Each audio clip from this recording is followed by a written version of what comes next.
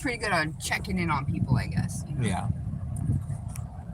All right, guys. So, um, I had been doing a lot of thinking and prepping to do this fabrication run, and I've really dumped the Harley as well. Has dumped a lot of, blood, sweat, and tears and financial into this company.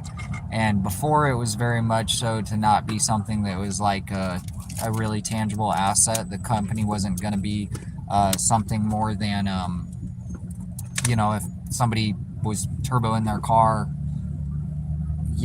simple enough, we needed to maybe add no tube bung to it or make a downpipe or some intercooler pipes, cut and coupler it. Very simple things. Even at that point, getting the TIG was more so just for like steel, like do oil pan bungs and stuff like that. So when this started out, when I originally got out of prison, I I really wanted a lot for the company, and I just didn't think it was going to happen.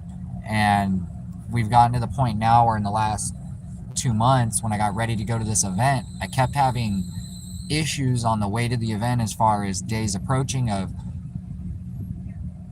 issues with like people absorbing time and wasting time, or I was constantly financially struggling because I couldn't dump anything into the company because it like wasn't worth anything. There was nothing that the company was, it was tangible. It's like not having a shop kind of holds me back, because as far as just tuning cars and troubleshooting and wiring, like it's not like going over there doing it and leaving every time. It can be involved and take time and parts and money, and you're constantly trying to cut not corners, but cut, dollars into pennies to help people and stuff. And it's super hard. And I was doing it because the passion, I want to build. I don't want to be mistreated or have my time wasted or not get ahead. I mean, if I'm working hard, I, just like anybody else working hard, should be able to at least get to the point that I'm stable and can get ahead. So to make that happen, I had to take on more work other than just tuning, right?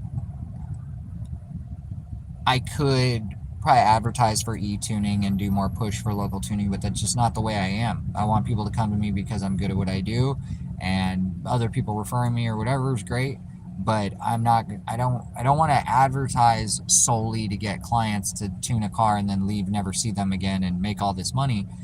I actually like doing the R&D and developing and the third-party testing and doing the things that I do. And it's kind of like a fake it till you make it thing. Like when I first started doing this stuff and I educated myself, like I really, I guess, had smaller thoughts on how it would go. And with that, something like wouldn't grow. But Okay. ketchup, Thank you. ketchup.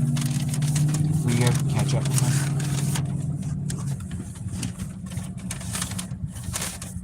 And then, long story short, the education and being really good at it and this and that has gotten the clientele there and the need for it and this and that. So it has gone from just building my own cars and stuff, but it's a lot bigger than just me, but it is just me. I mean, Harley helps me. She does a shit ton, but it's like got to come from like my head, my mouth, my hands. It's weird. Even if she does, the valve covers, this, that, I almost can't like just leave her to it to do it Can I alone, also get sweet because sour I ketchup? feel like Just a couple of each. Thank you.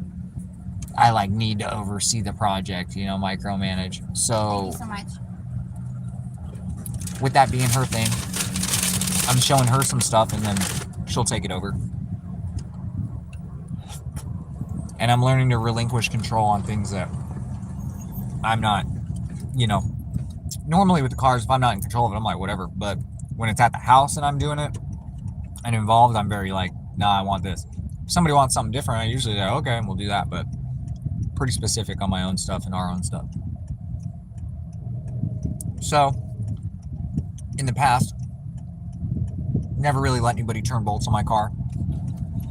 I just spit a piece of cone at the fucking screen. I never really let anybody else turn the bolts on my car. I got comfortable with that. Had issues with it. People fucking up. Whatever, right? But as I've gotten older, I'm like, oh, I appreciate the help. People want to do stuff like that. So this has turned into like this company thing, but it's also this like me just enjoying it with my friends thing and my wife and having a nice life and supporting ourselves and building out of our backyard. We'll be into a shop later, and we're gonna keep adding to the tools. I'm gonna keep financially fucking myself and adding to this company because I think it's gonna be worth something someday, and make something of myself. I'm gonna do these product runs right now, but just like everybody else, just doing what I can with what I can, trying to get where I can. And I think dumping all this money into tooling and everything is what was needed. So I just want to come up here and say, you know, sometimes I feel like and we're not getting anything done. But I look at what me and Harley do every day. We're dedicated, we're diligent, and we put enough time in. We really don't take days off. As far as everything's concerned, I want good quality control. I want stuff to go out with my ideas and me being pleased. If a customer's in control of it or has the idea or anything, that's fine. I just want to be pleased when the car leaves. But if I think something needs to be done a specific way, and in my heart I feel that, I feel like the quality needs to be a certain way, I feel like the tooling needs to be a certain way, I do feel like certain things need to be that way, they're going to be. And that's why I spent the money on the tooling. That's why I educated myself. That's why I dedicated myself to building cars for other people and almost enjoying it more than working on them for myself or driving them, because I like building stuff. But then I like driving them and racing them and tuning, and tuning's actually my main thing. Then the R&D and stuff comes from like a need to test this stuff, you know what I mean? We're going to be at the dyno a lot more lately. We're going to be doing a lot of stuff. It's going to be a really good time. And honestly, even if it takes all year to get where I'm thinking we'll be in 3 or 4 months, probably be sooner than that. As far as that, 3 or 4 months will probably happen. But say we don't get there till the end of the year after, I'll be completely through the process of what I think the company needs to be formed into as far as being successful with what needs to happen. The tooling gathering, as far as finishing that up, bringing a little more into our wheelhouse, a little more offering, better quality, better skill, faster turnaround times, easier capability to do stuff, easier to make, less stress, more inventory, more raw material. All those things are just going to lead to days being smoother. So I'm going to crack at that. I'm going to keep going with that. I'm going to keep dumping money into the company. I'm going to keep doing everything I can, because otherwise that money is going to go into savings or bills, and I'd rather dump it in the company for right now, because I don't have retirement, and hopefully in the next 30-40 years I could work that time and at least have something to where I could live the last couple of years of my life happy before I die, you know what I mean, without having to stress out. Do what I need for my family. The good thing is kids, family, us, good. We've had it pretty easy with that. We are in process of changing stuff up a little bit with the family. As far as families all going through changes right now. The girls are getting way bigger. Talon's huge. He's a teenager now. It's kind of crazy. I think they're going to be building some cars soon. Harley's RSX is getting ready to get done. But all in all, it's a good time with the family and my buddies, and just building stuff out of the backyard with my wife and my friends, man. So just want to come on here and give you guys some information. We're eating lunch, and I hope you guys have a good one. I appreciate the support.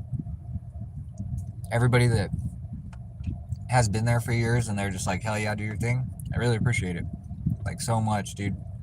I don't really talk personally to people. I actually talk more personally on here to you guys than I do individually to people, because I'm seldomly around a lot of people.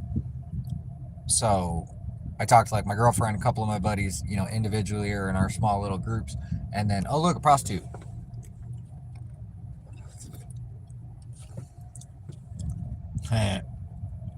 Prostitute. Anyways, I forgot what I was saying. Shit's good though. I will.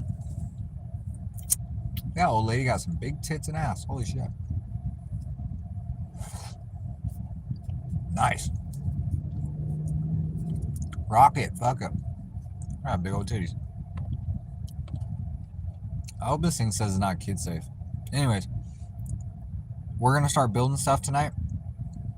I've been working on things every day. It's crazy how much prep I have to do, but we had a lot of raw material to prep and stuff to get ready, tooling to set up, kind of orientation as far as the direction of flow of everything, getting the cars set up to where they're not too far away, too close, because we do have a decent amount of footage to use as far as storage. In our backyard, we have that concrete pad, we have the shed, adding the shop, but the cars are just kind of sitting there in a good open spot, still easy to work on, close to. Our little sunblock thing Brian had, fucking rain tore it up as far as the wind and all that shit, so we don't have any sun whatever. But pretty much during the summer, like when it gets hot, like the like 4 or 5 months out of the year, I pretty much just go to work at night. So it is what it is.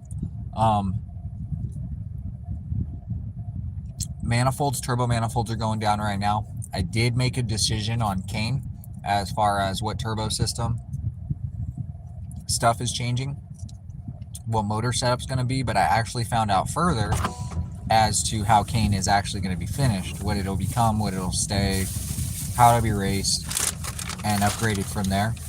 But I actually kind of know the, maybe not like the brick wall of where I'll be at power-wise, but I know like that, like foundation where I'm like sitting on top of that brick wall and I'm like good, and it's like the minimum of what I need. Because I'm thinking even at decent weight, whether heavy or light, like no matter what, like let's say heavy, worst case scenario, but the car's light, still want to see 700, because 700 would be fucking bam, but 700 full weight would be great too. Might switch shells for Kane, I don't know, but as far as power levels concerned, I figure stock K20, K24 Type S, good for 6. We had the bases, I've been in the mid 400s, right around 500 with the bases a few different times. I want about 7 fuel system wise, E85, single injectors, this, that. More is probably doable.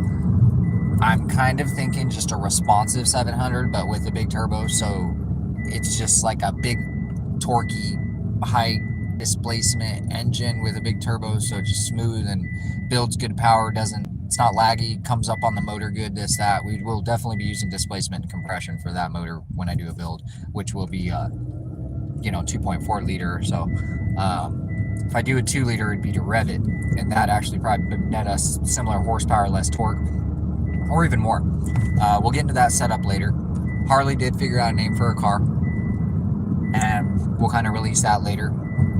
We're doing valve covers and getting mock-up stuff ready for tonight, like our turbo we use for mock-up, starting to do valve covers and stuff. So Harley's gonna start powder coating and painting and stuff.